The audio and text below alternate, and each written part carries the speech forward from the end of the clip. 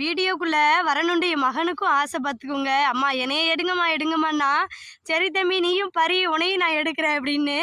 இந்த செடிகளும் பச்சை பசேர்னு இருக்குது. என் மகனு போட்டிருக்க ட்ரெஸ்ஸும் அதே கலரில் இருக்கா, பார்க்குறதுக்கே ஒரே அழகாக இருக்குது. வந்து அதே கலரில் ட்ரெஸ் போட்டிருக்கான்னு சொன்னேன்ல, எப்படி இருக்கான் அப்படின்னு சொல்லுங்கள்.